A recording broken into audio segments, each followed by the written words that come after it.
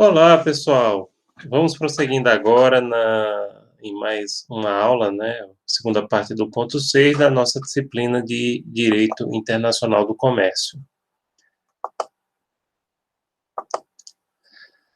Lembrando que o ponto 6, contratos internacionais em espécie, né? Essa aqui é a segunda parte, que são inúmeros tipos de contratos, como a gente viu na aula anterior, e aí a gente dividiu em três partes. Então, vamos lá. Agora vamos falar do contrato de agência.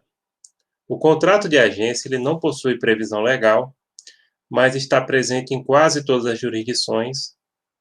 Para o DROA, que é o Instituto para Direito Internacional Privado, né, tem sede em Roma, este é um contrato no qual uma parte, o agente comercial, se obriga permanentemente a negociar a compra e venda de bens de outrem, chamado principal, que se obriga a pagar ao agente através de comissão ou outra maneira.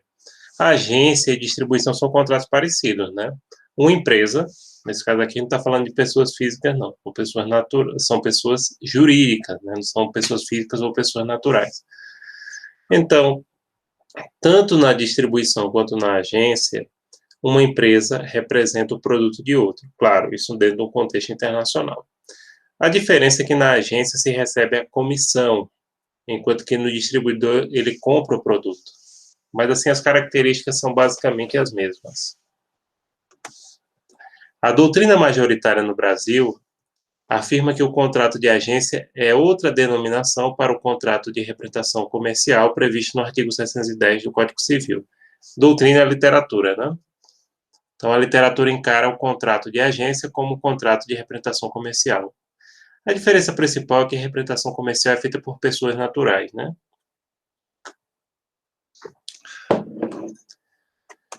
Bom, pessoal, existem dois elementos do contrato de agência. Primeiramente, os elementos essenciais, como a promoção de negócios, a independência, a unilateralidade, a estabilidade e a indenização. Então, promoção do negócio é no sentido de promover o marketing, etc. Independência porque entre as duas partes não há uma relação de emprego, entenderam? São duas empresas independentes.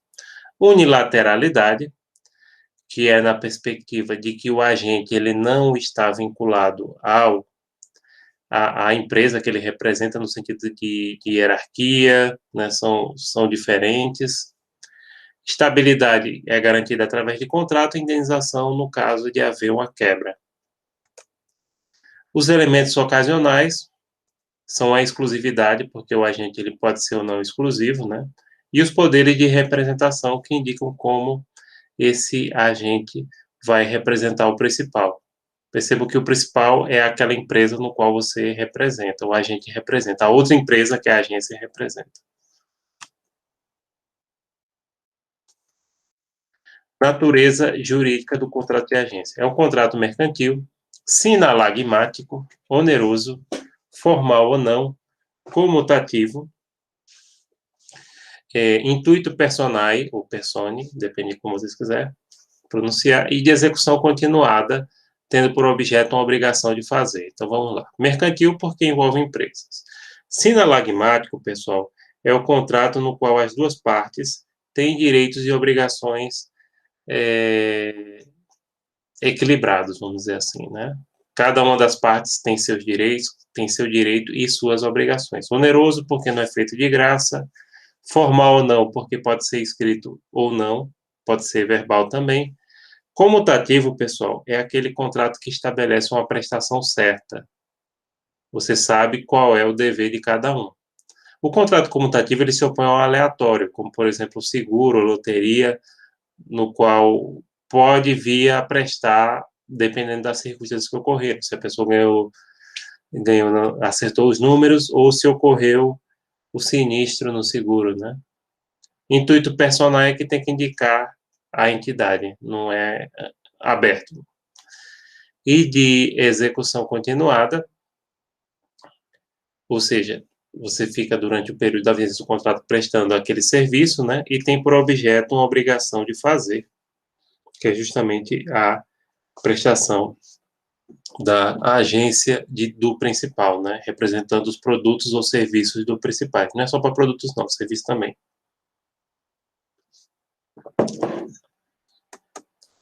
Direitos do agente: a remuneração, exclusividade e ser indenizado em caso de ruptura imotivada do contrato. A exclusividade pode ocorrer ou não, né? Remuneração no sentido não de salário, como eu disse a outra empresa, mas do recebimento do valor da comissão, né? Porque o agente recebe comissão.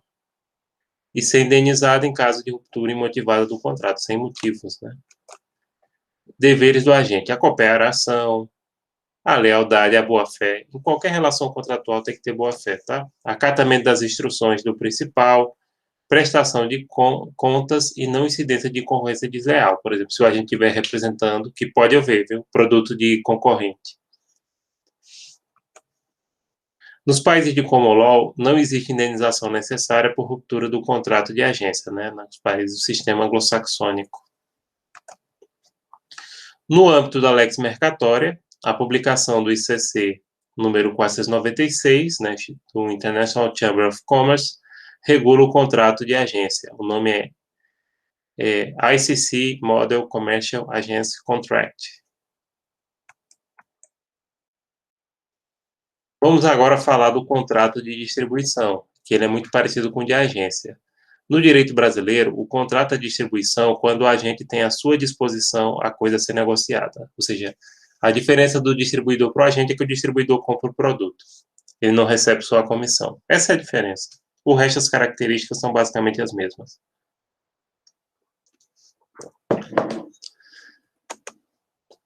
O conceito de contrato de distribuição é um contrato no qual o distribuidor se obriga a adquirir da parte do distribuído mercadorias para colocação no mercado por sua conta e risco.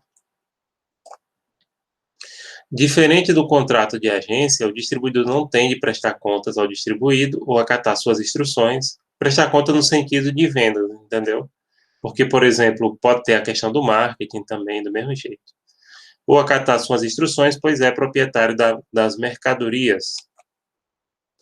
No Brasil, o contrato de distribuição é regulamentado pelo artigo 710 do Código Civil como de agência, né, pela maioria dos autores que colocam como representação mercantil ou comercial.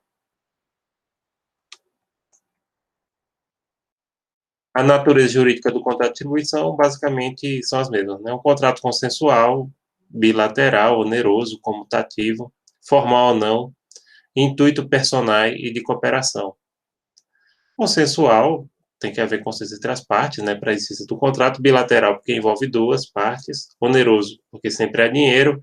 Comutativo, como a gente diz, já tem as obrigações certas de cada um, não espera um fato eventual ocorrer. Formal não, porque pode ser escrito ou não. Intuito personal, porque já indica quem é que vai ser responsável por cada obrigação em relação a uma pessoa, né? Você não pode nomear um terceiro, entendeu? O intuito personal sempre é assim. É que não permite, por exemplo, subestabelecer para um terceiro. Não, ou você ou outro. Não, é você quem vai... É aquela empresa que vai fazer a distribuição. Não vai ser outro, você não pode repassar para outro, entendeu? E de cooperação entre as partes.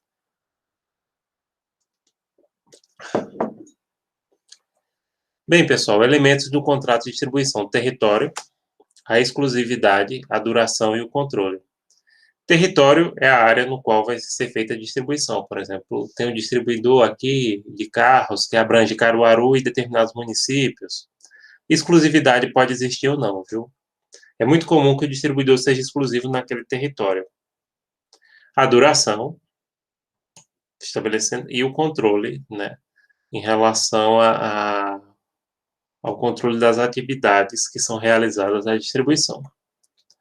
Cláusulas facultativas de distribuição: volume de vendas, a entrega de mercadoria com desconto, o lugar e forma de entrega da mercadoria, o preço, a publicidade, a venda ou não de mercadorias de concorrentes. Aí pode ou não haver no contrato, né? Se exige um volume de vendas, se há entrega de mercadoria com desconto, em que lugar e forma vai ser entregue a mercadoria, o preço, se vai ser estabelecido pelo distribuidor, no caso de automóveis, tem o chamado preço-tabela, né?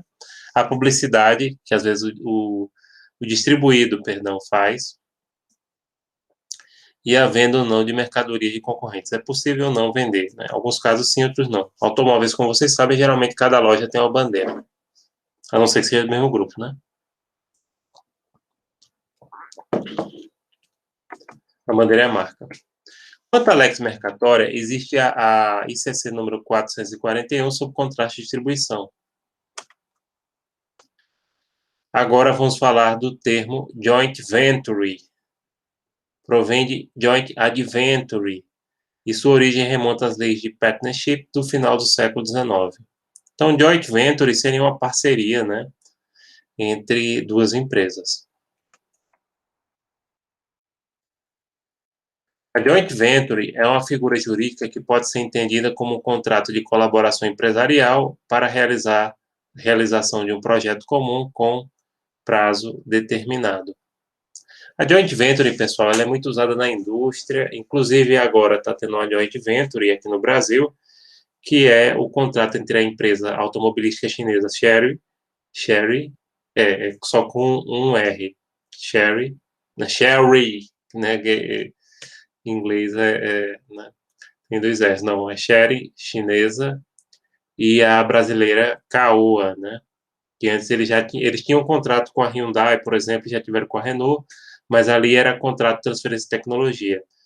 Com a Chery, é joint venture, assim como já teve em relação a automóveis aqui no Brasil até os anos 90, da Ford com a Volkswagen, que era chamada Auto Latina. Aliás, não era só no Brasil, não, era da América Latina como um todo, por isso que era Auto Latina.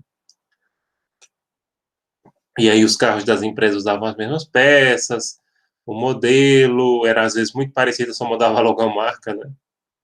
Mas vocês são jovens para se lembrar disso. Mas essa parceria agora da Caoa e Chery é um exemplo. Também em contratos de construção de grandes obras públicas também pode haver joint ventures. O contrato de joint venture é celebrado entre duas ou mais pessoas jurídicas que se associam, criando ou não uma nova empresa. No caso da Volkswagen foi.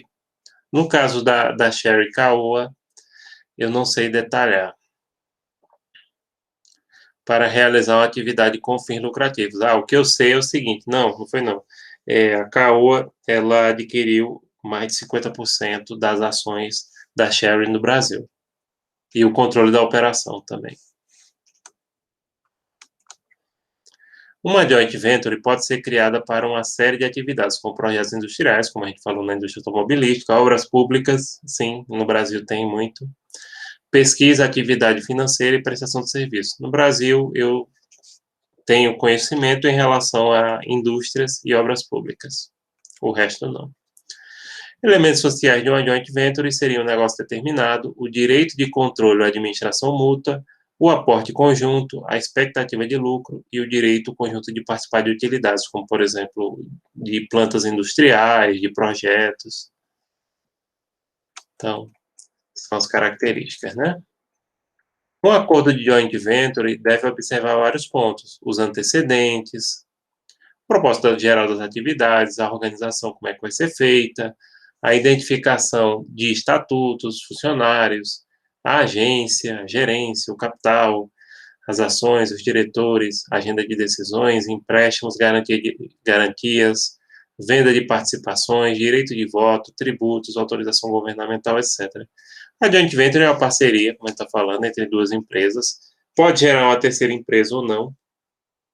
Como eu disse, no caso da Volkswagen e da Ford, nos anos 80 e 90, eles fizeram a terceira empresa. No caso da Chery Caoa, não.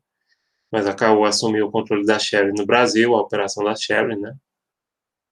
E tem tudo isso para se discutir. O contrato de joint venture é distinto do estatuto de uma sociedade e apresenta disposições não presentes nesses instrumentos, como regras de representação e definição dos meios para alcançar os objetivos da atividade. Então, o contrato de joint venture, pessoal, ele pode definir ou não uma sociedade, ou seja, uma nova empresa aqui. Quando fala estatuto de sociedade, é um estatuto, um contrato de uma nova empresa, estatuto de uma SA, por exemplo. Não. Né? Pode ou não haver a criação disso, mas não é necessário. Agora vamos falar do contrato de franquia que todos vocês conhecem, né? Aqui a gente está falando de franquia internacional.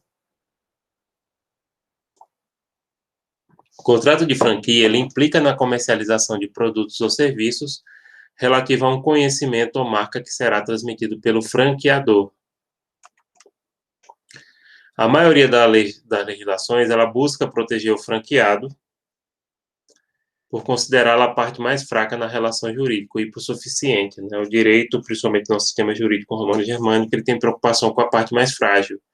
Então, você tem uma grande empresa, uma sociedade anônima, uma empresa internacional, e aí o franqueado que compra o direito de usar aquela franquia, aquela marca, né, geralmente é mais comum em serviço, mas como a gente vai falar aqui, existem outras áreas também, ele é a parte mais fraca porque muitas vezes é uma empresa menor, uma empresa pequena, local, né, às vezes uma microempresa até, ou até mesmo uma MEI, que dependendo do valor da franquia, né, então realmente é uma empresa muito mais frágil do que uma gigante internacional, e aí existe toda uma proteção legal. E é nesse sentido que é hipossuficiente, porque existem benefícios legais para o franqueado, entendeu? Para ele seja protegido de abusos do franqueador. A natureza jurídica do contrato de franquia é um contrato comutativo também, né? As partes sabem seus direitos e obrigações desde o início e aquilo já é pré-definido. É um contrato bilateral, envolve duas partes, atípico porque não é previsto na legislação diretamente, mas não é proibido. Oneroso, porque envolve dinheiro, né, não é grátis, e de execução continuada, ou seja, ele vai ter execução durante um determinado tempo. Então, é por isso que é continuada durante um certo tempo, entendeu? Execução continuada. Porque tem contrato que acabou-se ali. Você, por exemplo, comprou um produto à vista, pagou, morreu ali, Maria Preá, não é continuada, é naquele instante, né? Já os contratos de execução continuada, não, prossegue durante um certo tempo. Vamos lá, gente. O franqueador internacional que queira se instalar no Brasil deve apresentar a circular de oferta de franquia, COF, ao interessado em se tornar franqueado, estabelecendo os direitos e deveres de ambas as partes. Ele informa o que ele vai fazer, inclusive tem treinamento, fornecimento de equipamento, uma porção de coisas.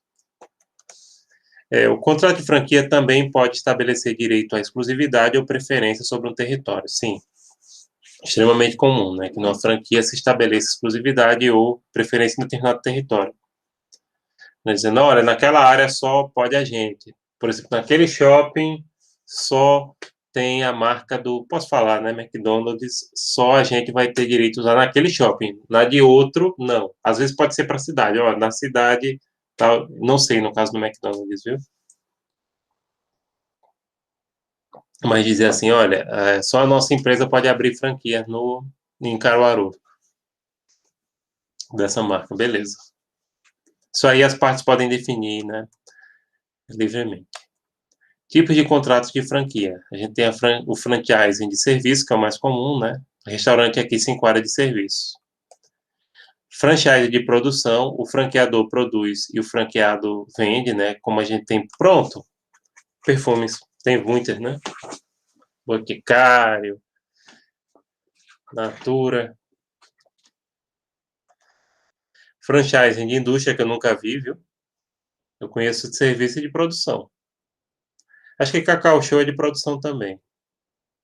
O franqueador produz, a empresa e o franqueado vende produto. McDonald's e essas lanchonetes são serviços, né?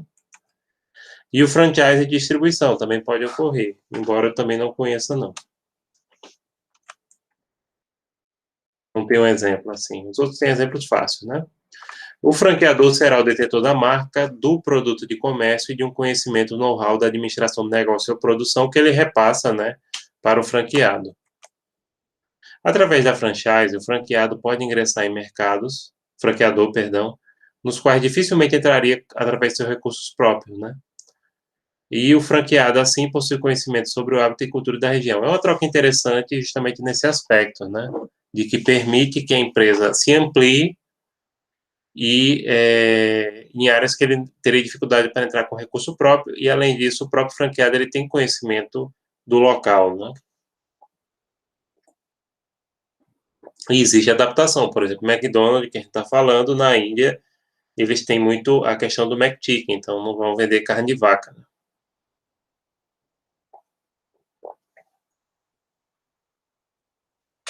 Deixa eu tomar meu chazinho, que já estão às 11 horas, é o horário que eu tomo chazinho. Tô ficando velho, tomando chá das 11, mas é bom, é melhor do que tomar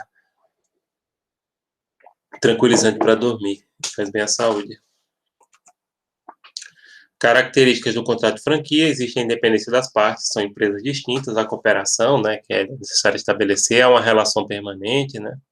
O formato uniforme é no sentido de que o franqueador deve obedecer, o franqueado deve obedecer o formato do negócio que é estabelecido pelo franqueador, inclusive em relação à marca, a procedimentos, a tudo, né? As obrigações do franqueado e do franqueador. Elementos típicos do contrato de franquia: a licença da marca, inclusive recebe licença para poder usar, né? A transferência de know-how, pode ser dar treinamento, privilégios, operação de franquia, território e manual operativo explicando como se toca esse tipo de negócio.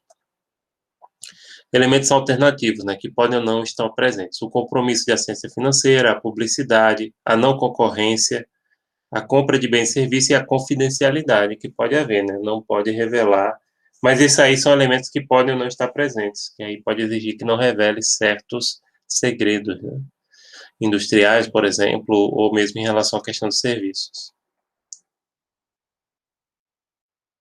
No âmbito da Lex Mercatória, existe a publicação ICC, número 557, né, sobre franchising, intitulada ICC Model International Franchise Contract. Geralmente, os contratos de franquia possuem um prazo determinado, né, prevendo a sua prorrogação ou revogação. Inclusive, tem a questão se não cumprir, né, com as obrigações. As referências são as de sempre, né, o livro do Cretella Neto, Contratos Internacionais, Cláusulas Típicas, tem na biblioteca física.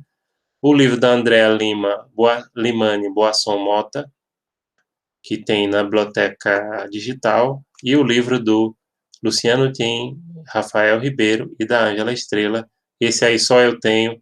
Acha para comprar também dele baratinho na internet, mas não recomendo não, porque está desatualizado. Esse livro está desatualizado. Talvez seja o melhor entre eles, mas está desatualizado e nunca mais foi atualizado.